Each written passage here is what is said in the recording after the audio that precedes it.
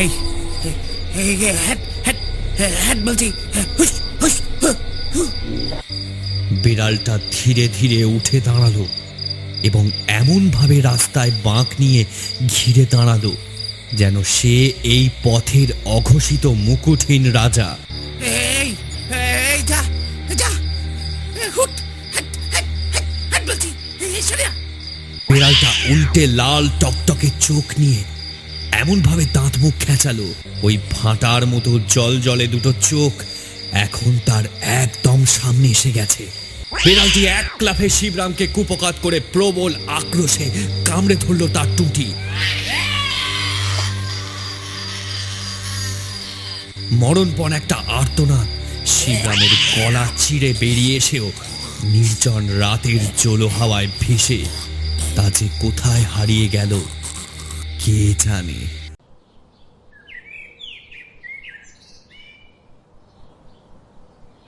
শিবরামের রক্তাক্ত দেহটা পরদিন সকালেই উদ্ধার হয়েছিল রাস্তায়। কেউ যেন প্রবল আক্রোশে গোটা শরীরটা ফেঁড়ে ফেলেছে।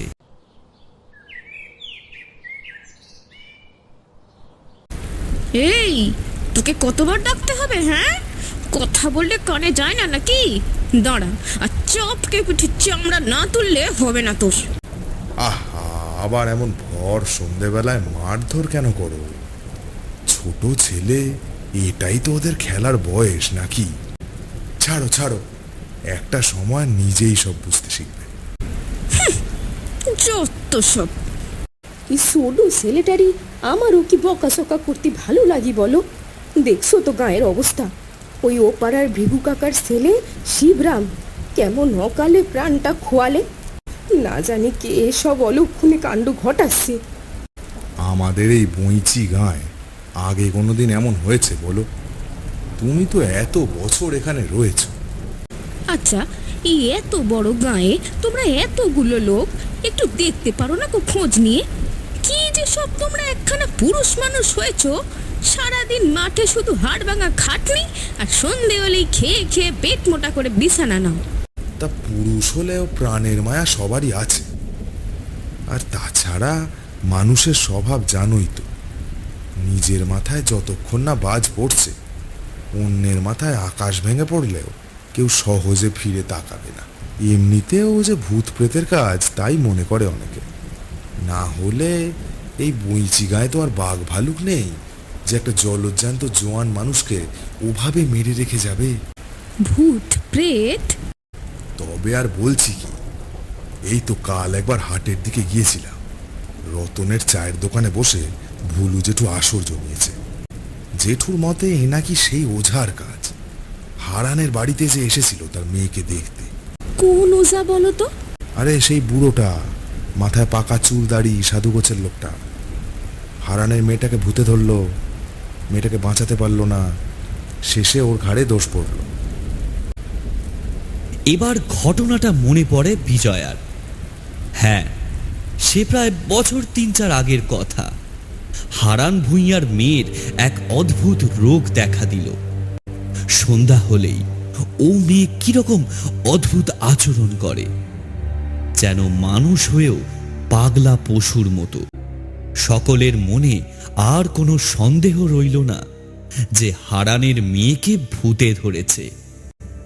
ঠিক সেই সময় শ্মশানে বেশ কিছুদিন এক কাপালিক এসে জুটেছিল। শ্মশানের একধারে সে পাতার কুটির বানিয়েছিল। লোকে কেউ কেউ বলতো ও নাকি ভূত বেড়াল। কাপালিক ভূত প্রেত নিয়ে চর্চা করে, তাই অমন বেড়াল সে সাথে রেখেছে। নিরুপায় হয়ে হারান গাঁয়ের লোক নিয়ে ওই কাপালিকের শরণাপন্ন হলো। কাপালিক এলো, হারানের মেয়েকে দেখল, এটা বলে দিল যে ও মেয়েকে ভূতেই ধরেছে। যথারীতি ছাড়ানের কাজ শুরু হলো। নিজের কালো বেড়ালটার লোমটোম নিয়ে আগুন জ্বালিয়ে বেশ অনেকক্ষণ ধরে রমদারমদি করার পর কাপালিক হারানের মেয়েকে সুস্থ করে তুলল। সে এক হৈ হৈ ব্যাপার। কাপালিককে কেউ কেউ খুব বড় মাপের সাধক ভগবান বলেও মেনে নিল। আর কোনো বিপদের ভয় নেই বলে সেখান থেকে বিদায় নিল কাপালিক। কিন্তু সমস্যা এত সহজে মেটার নয়। রাতেই কখন ঘুমের ঘোরে হারানের বেটি দেহ রেখেছে।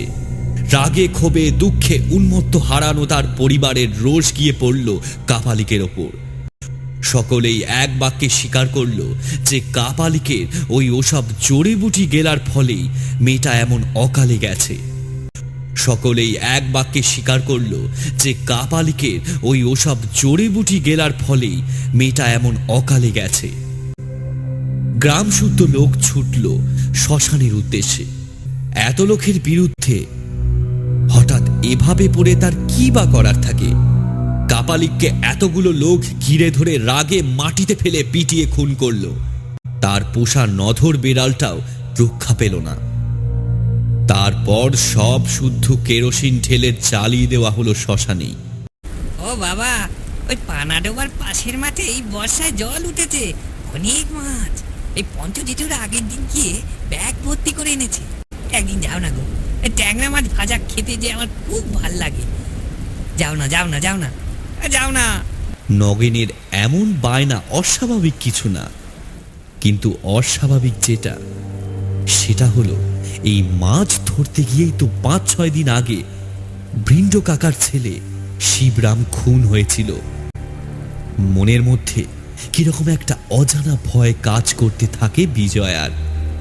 একটা অমঙ্গলের ঘণ্টা কোথাও যেন বাজতে থাকে অনবরত। রাতে বাড়ির সবাই ঘুমিয়ে পড়ার পর জাল আর ব্যাগ নিয়ে হরনাথ বেরিয়ে গেল। আলো নেই, তার তা দরকারও নেই। রাস্তাঘাট সবটাই চেনা জানা। হাঁটতে হাঁটতে পুরো মন্দিরতলার কাছাকাছি এসে গেল সে। এখানেই বৈশির বসতি শেষ আর মাঠের শুরু। হরনাথ এগিয়ে চলল, জাল ফেলতে লাগলো সে। নগেন ভুল কিছু বলেনি। মাছ ভালোই উঠছে, ব্যাগ তাড়াতাড়ি ভর্তিও হচ্ছে। প্রায় ঘন্টাখানেক এমন ঘোরাঘুরি করে ব্যাগ ভর্তি করার পর হরনাথ বাড়ি ফেরার পথ ধরল।